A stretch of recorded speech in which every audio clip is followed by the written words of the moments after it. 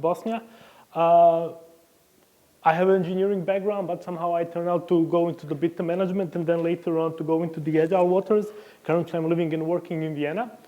And the reason why I'm here is through all my career and all my development life, somehow there always have been something regarding the outsourcing, something regarding distributed teams and so on, and lots of interesting problems pop up there. Even if the implementation of the Agile by itself is kind of demanding and requires a lot of things, and still we have a lot of problems implementing Agile. When you do it on the level with the client-vendor communication and so on, it becomes even more complex. In this presentation, I have decided to try to sum up my best practices that I got so far, but then again, as Agile itself is quite young, it's opening somehow Pandora's box. Adding a communication between the client and vendor makes it even, let's say, worse. But let's see a couple of big and interesting best practices that we can go on. Can you please go on to the next slide? These are the sponsors that should be at the beginning, so big thanks to them. Let's go on the next slide. First question is, why do we outsource at all? First answer that pops on my mind, or that all of the time, was, yep, it's cheaper. Let's hire cheap developers. Let's always think in the means of the developer rates per hour, and let's do the outsourcing. Most of the time that I have worked with the company, have been thinking that way. We have the project, let's lower the cost, let's outsource. Easily, that trend shifts towards something I would say much more better, much more agility, because this doesn't make any more sense. Things are getting too complex. Softwares are too complex. Technology stacks are too complex. We cannot simply treat people as resources and treat them as an hourly rate. It doesn't make any sense. It's a thing that comes from the, let's say, efficiency mode, from the industrial revolution. We are talking about the Agile here. We're talking about the networking. We're talking about the connecting ideas and so on. We cannot have this mindset anymore there in place. A couple of other reasons why can we outsource is, we need the new skills. We have our own business case. We want to do our business. We want to do it even better, but we don't have development power to do it. We do not have a research power to do it. We do not have a marketing power to do it. Let's find someone who can help us there and encourage us to build even more successful products, successful software, and so on. Also, we can make our outsourcing to the companies that have a high credibility. For example, in security, for example, in a cloud solution, for example, in some other areas where we can actually make ourselves look better and get even more power on our side by partnering with the proper people. World is changing too fast. Our business case is so good. Demand is too high. We cannot simply handle anymore that situation. Why we outsource is to find the people, again, who will help us to handling complexity that we have. And there is one more thing that I like, that's why it's kind of greenish color, it's focus. I do my core things best, and I want to focus on them. I want to make them even better. Competition is fierce. I want to really do good there, and I don't have time to focus on some other things, like if I'm building a great mobile software, I don't have time to put it on the cloud. I don't have time to do the distribution. I don't have time to do the marketing. I want to just focus on creating my software better. So for the other things, I can try to outsource. Can you also press the one more? What is also good, this comes from the really popular book of the outsourcing. We see shift again from some kind of industrial revolution to a bit more informatical revolution to a bit more agile. Previously, focus one fully on the operations, fully on the human efficiency, fully on producing large amount of things in the shortest possible time with the cheapest possible resources. Now, shift is going towards something else, and that is something that we call transformational outsourcing. Again, thing is, we do not think about the people as a developer hour per rate. We think about the people who can help us to transform ourselves, to make our product better, to make our company better. We try to have a better focus, to try to do more, to creating more value, Maybe we have some things that we are not aware of. There is some risk. We want to manage uncertainty. We can outsource because of that. We can align with the strategic goals with our outsourcing. And the key thing here, as you will also see at the end, idea of the current outsourcing is fashioning partnership. So it's not the mindset I'm going to buy and have some developers, purchase them, or pay them time and material. I want to have partners from them. I want their idea. I want their knowledge for us to together make something better. That's actually why it's called partnership. A couple of interesting things after some research. A couple of risks has popped up to be the main one in all of the outsourcing story. If you take a look at the project management and the project management approach, always somewhere at the beginning, you have a planning phase. One of the most important things in the planning phase is to get all of your risks notified. Somewhere on the risk register, you call it whatever you want, because those risks will become a problem later. Risks exist and they're even enlarged in this kind of situation. So what are the client outsourcing risks? So I'm a client and I want to outsource. Do I have a commitment for my executive management? Because if I don't have a support from the top, things can blow on. Do I have an outsourcing communication plan? Do I know how will I talk with my vendors? Do I am aware of the risk that we are just now talking about? Am I aware of the cultural differences? Differences in a culture, from a company culture, state culture, ethnic culture, and so on.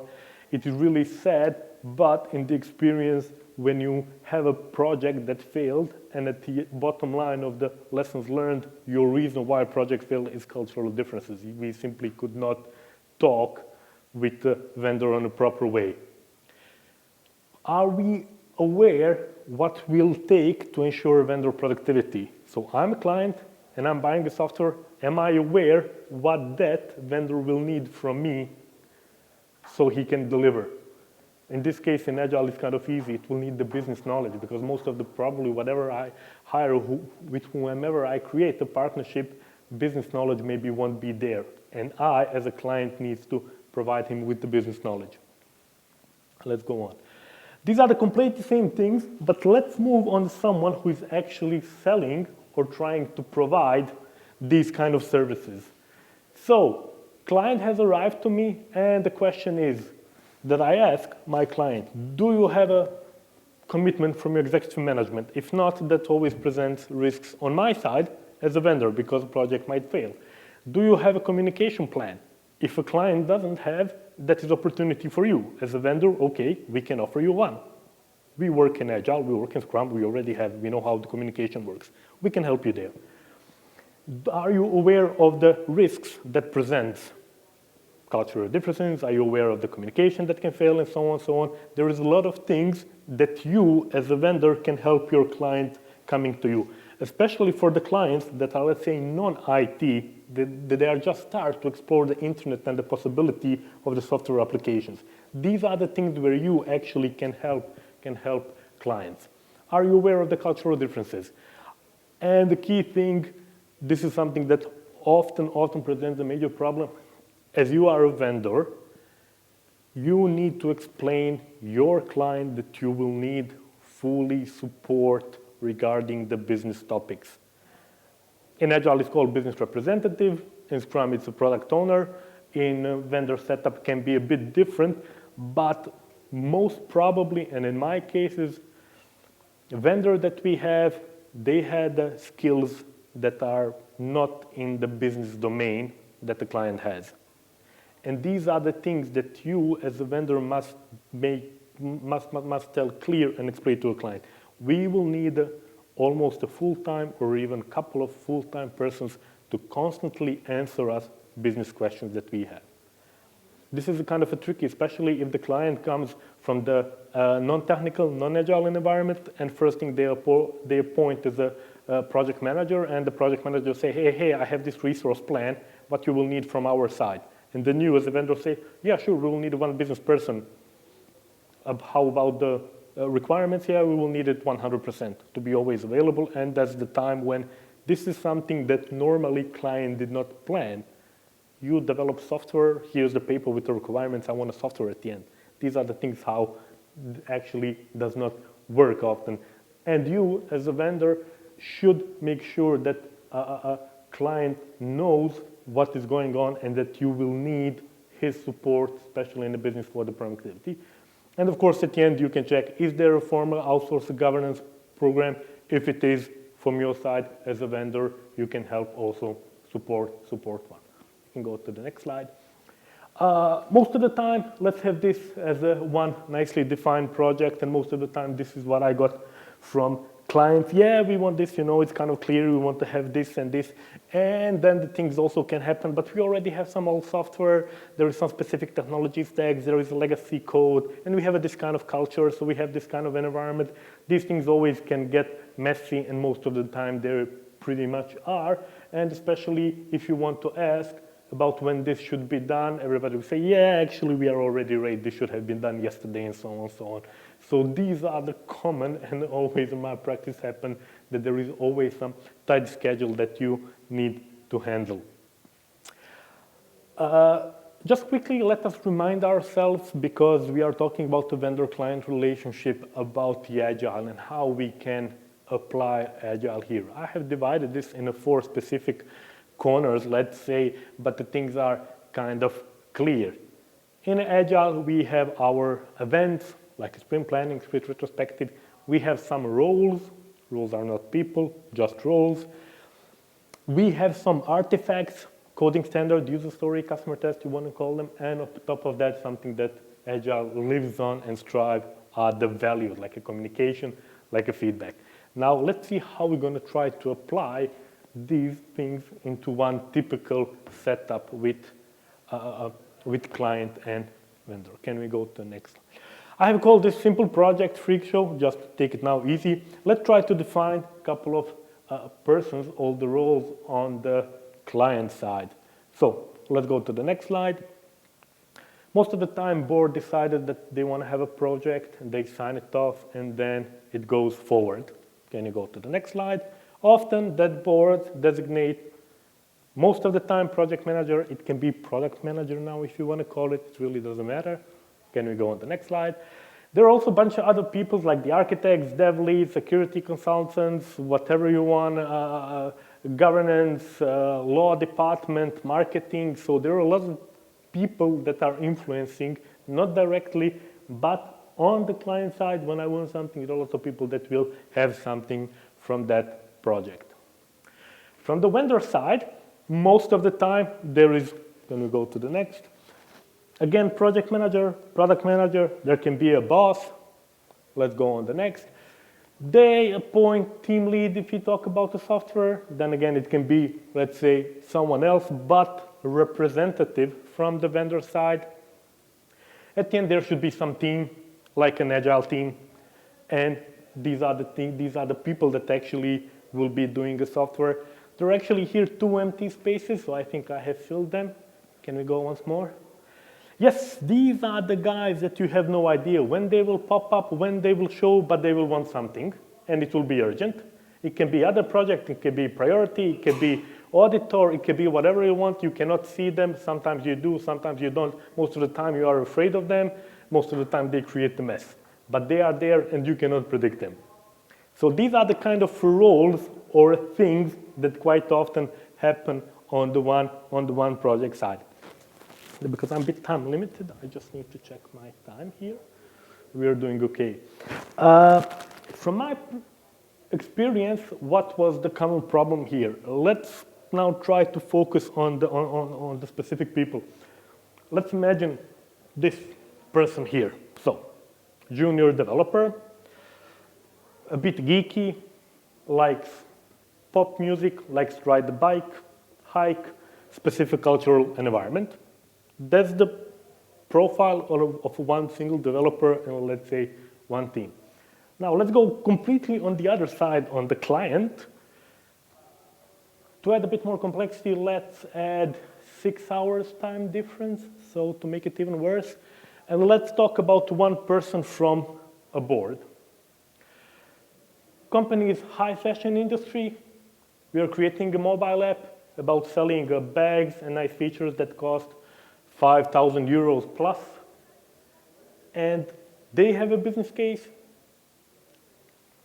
and that person there from the team is completely detached from that business case. That person who will develop that application has no clue what those guys want.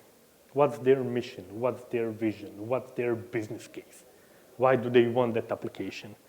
Now you can see how distant those things are, how complex things can get.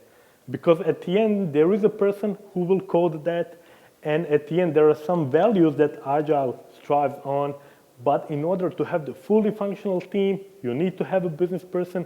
Team should understand the business. No one said that they should love the business, but they should understand the business.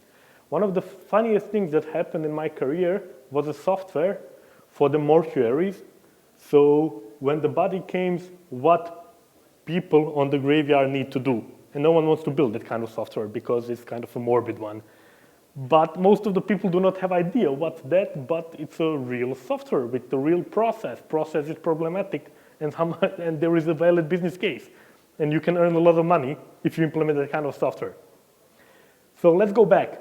I have deliberately put, so let's say that we have some junior, already start to learn, a bit geeky, technological stuff, have no interested in what those guys are doing. Those guys are high fashion. Or maybe they're banking, you have some naturalist over there or whatever. Now, what your idea should be, how to apply Agile on this.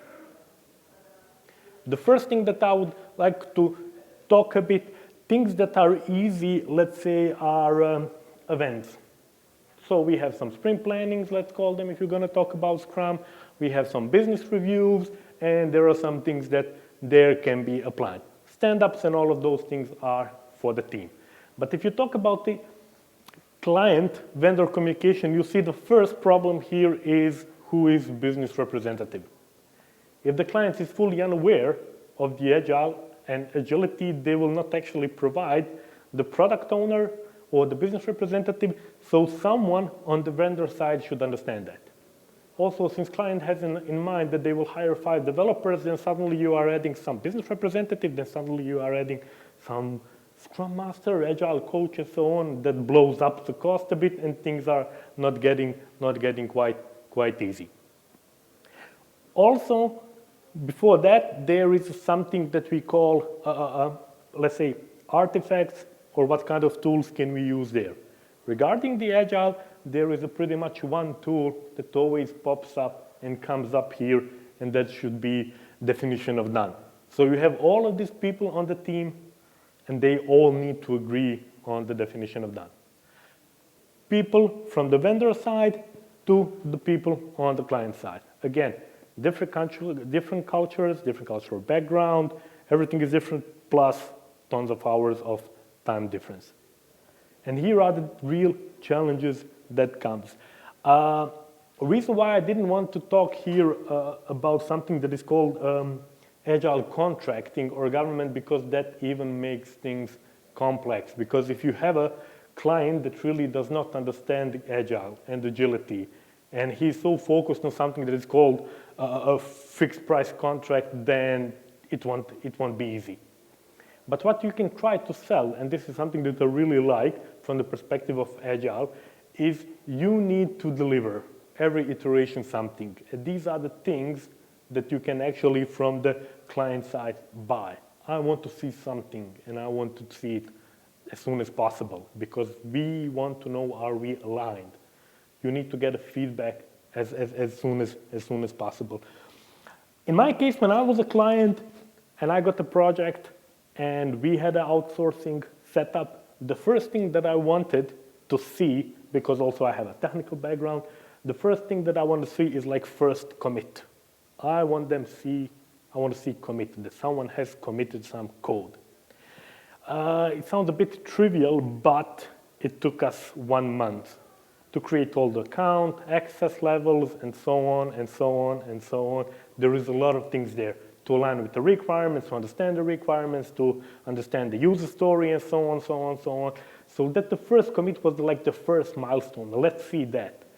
And especially because in our case, when I was a client, we had some technical persons on our side, and I have immediately wanted to utilize our technical expertise, and I have just dragged a couple of architects and developers. Here's the first commit. Do the code review.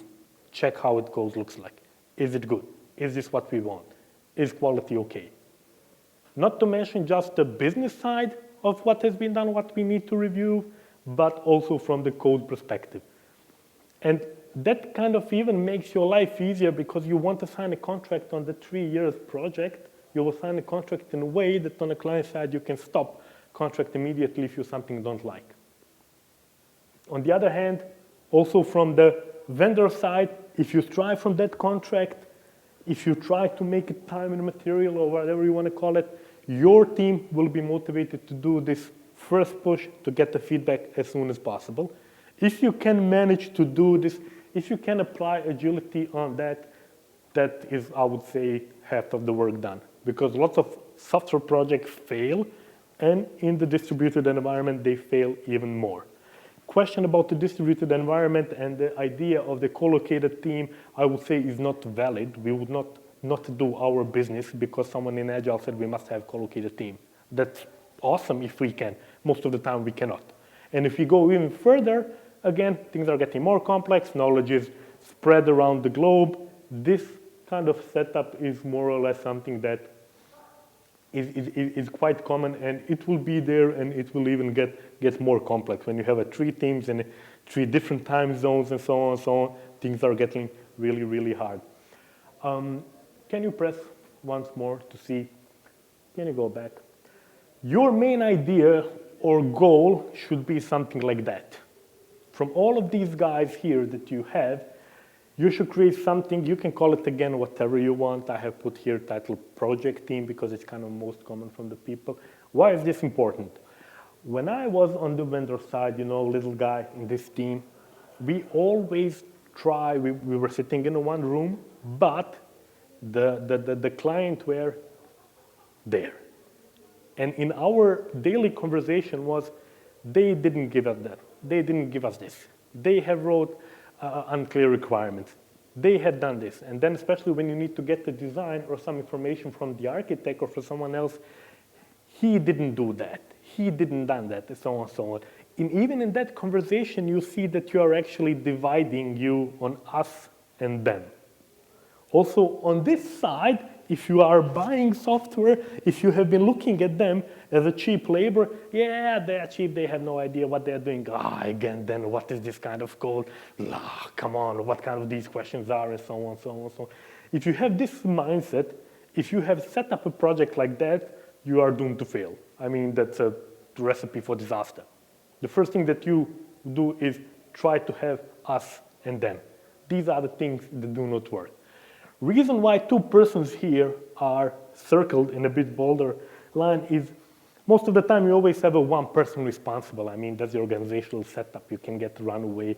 But the idea is to have those persons constantly align on the business topic, on the risks topic, on the impediment topics, on the real topics that are going on there. Let me be clear. This doesn't suggest that all communication should go through them. At least they should be notified. Why is that? Because if I'm working on some specific part of the application that works with logging or auditing, and there is some specific rule that only architects from this side can help me, those 2 guys should talk freely, like a part of one team. And one of the goals of this team lead and product manager or project manager is to make that communication clear and make it happen as soon as possible. So the idea is to build a culture that we are all in the same team, that we are all in the same goal.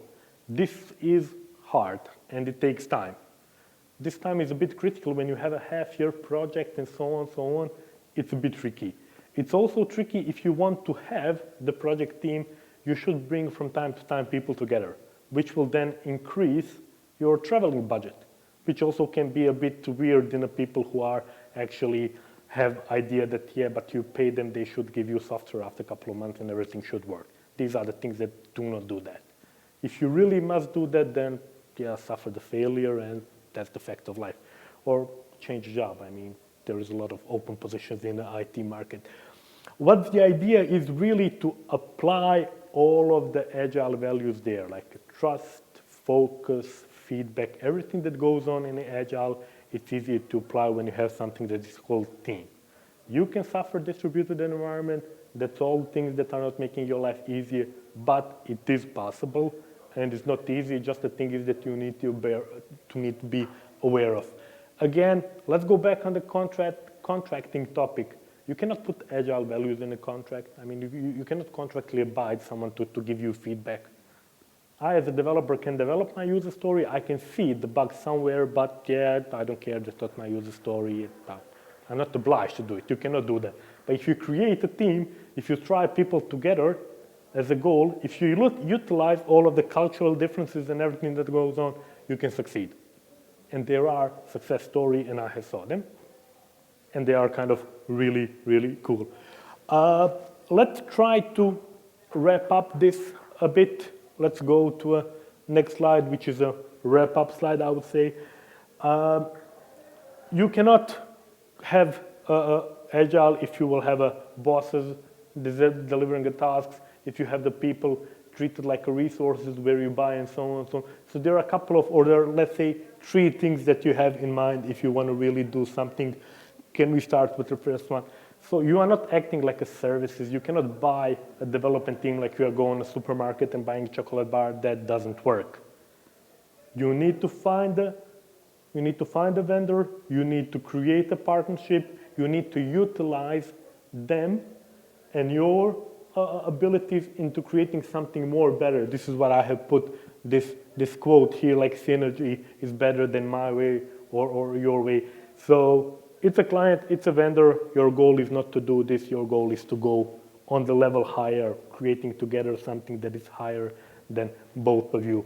That's the idea of creating partnership. I'm not buying, you're not selling. We are partners in creating something.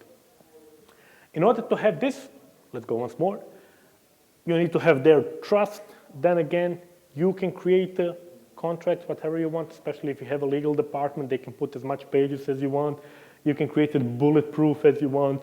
But on the high-level project, on the big projects, biggest risk can be seen on the first couple of iterations, on the first couple of deliveries, which is something that you will pretty much always, as a project manager from the business perspective, sign off. Yeah, I can see if the 2 iteration fails, that's okay. 2 iteration is 3% of my budget. It's okay. I can take that risk. It's not 2. Why not? Let's do it. Let's have it Agile way.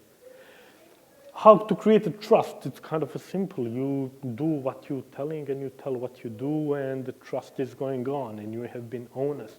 And so the things that support in partnership is this trust. Let's go to the third thing.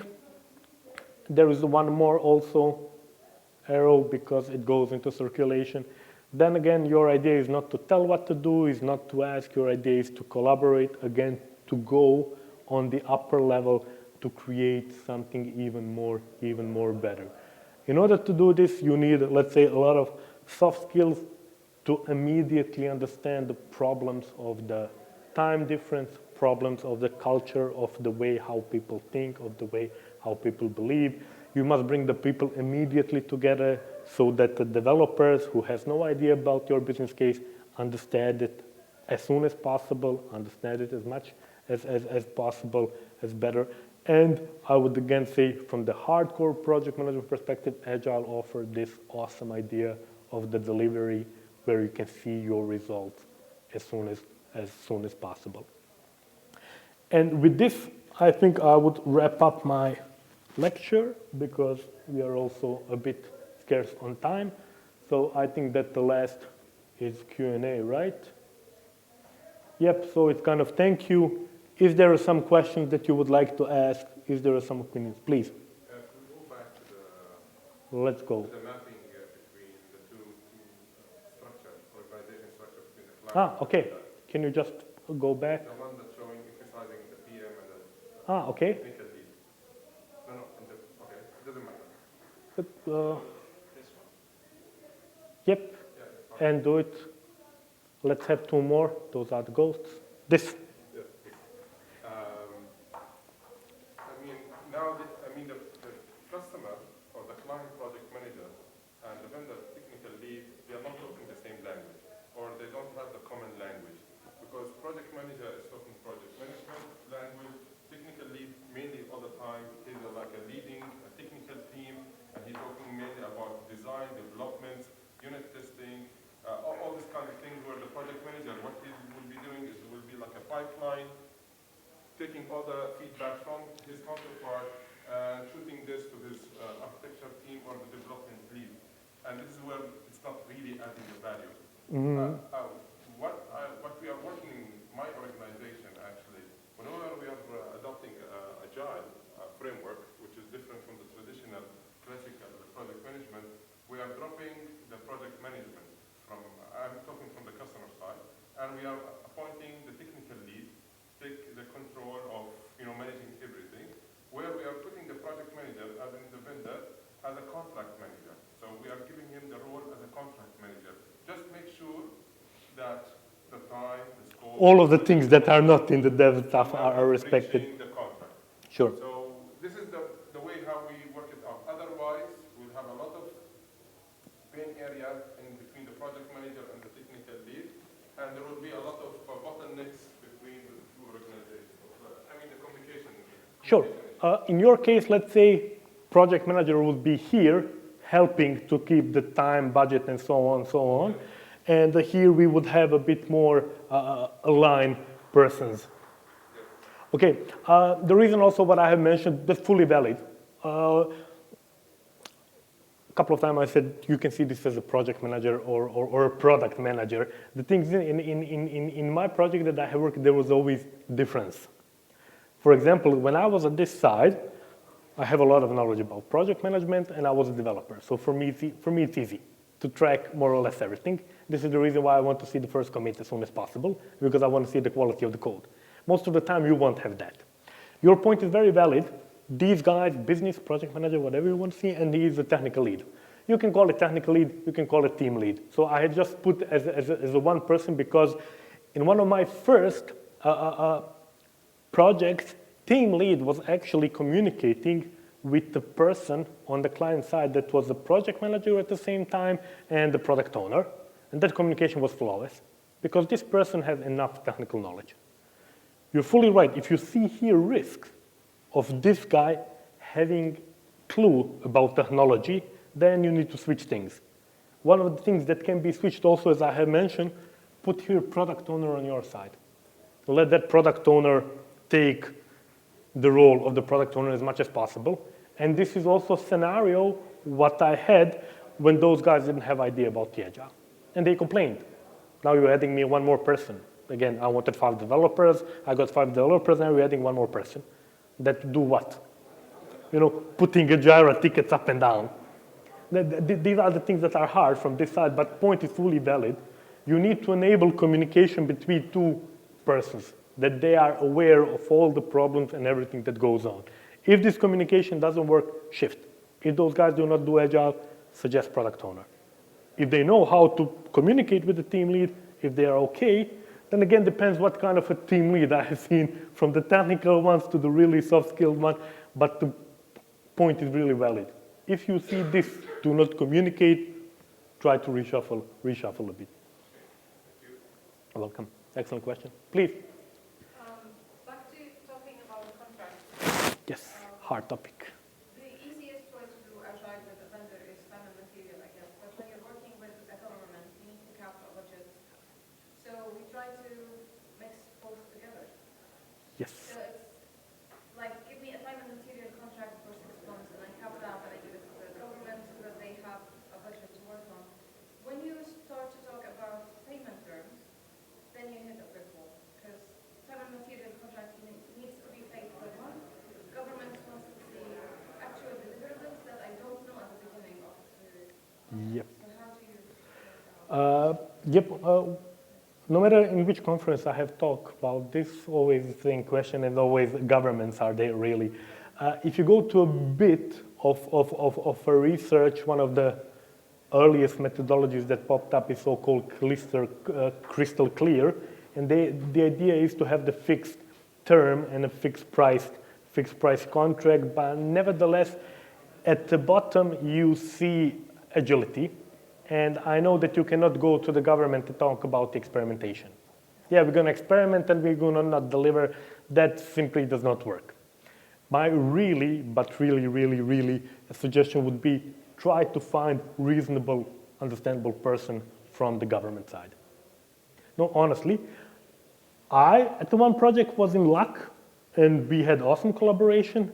On the other, we got really hardcore project manager, and it didn't work at all. I mean, how we have solved it actually from the, and let me go on this side. At that time, I was on a vendor. It was easy for us to defend. Whatever they say, but this is not it, yeah, this is change request, raise a change request, here's the template for change request, you must fill it in, and so on, so on. And of course, they don't do it because it's too much of hassle. But if you want bureaucracy, here's the bureaucracy. Give me a change request. And it took some time until they have understand. Honestly, also, let's say from the development team, you need to struggle a bit. Do not do any gold plating, do not do any extra, only the basic stuff, only the things that they have searched for, and maybe you can, and let's try to deliver something. So I'm not answering your question because there is no answer. Honestly, there are just a couple of things that you may think. Try to explain them how you work, try to do that, try to do the alignment. If they have some methodology, take that and try to align it with the Agile and see how it works. No, we did that, and to get around the bureaucracy of change request approvals and stuff like that, we just added a buffer, and we said to them, okay, this is the buffer, 15% of the contract value or whatever, and you can play with it. You can approve whatever needs to be done or not to be done. If you're able to do that, that's awesome. And if it's only 15%, that's super. Well, as long as it's within that. But then our issue is the payment terms. They want to see something before they pay. At the beginning of the contract, you don't know what's going to be delivered at that particular time because you still haven't developed your product catalog or anything. Yeah, that's kind of, let's say, searches or asks for creating a product roadmap with the most basic functionalities that will be delivered. And this is something that you can try to, let's say, align on, or actually you must align. Or if you don't, then you have done a poor planning and then you will fail and then you lose money as a vendor. You had some comment or something? Please. Our organization is a semi-government organization, and what we usually do have a fixed price contract. So one of the workaround solutions, whenever we have a customization of tools and software and playing with the big data market, we engage our vendor in the early phase during the budget exercise. So we engage them in doing all this data collection, data requirements. In our language, sometimes we call it an RFI, if we need to apply the RFPs or not. This is one thing. The other thing is that we break the vendor milestones before the development or the real physical tangible product. We put it like, for example, the design phase. So for example, high level or low level design product document, we say, okay, this is like 10%. Development, then we break it in Agile, in number of pieces. So 10% of product one, which is number one priority, you deliver it, you test it, okay, we give you another 10%, and so on. Then the last one, we give 10%, which is not like the traditional one, we give 10% for the testing, for complete testing.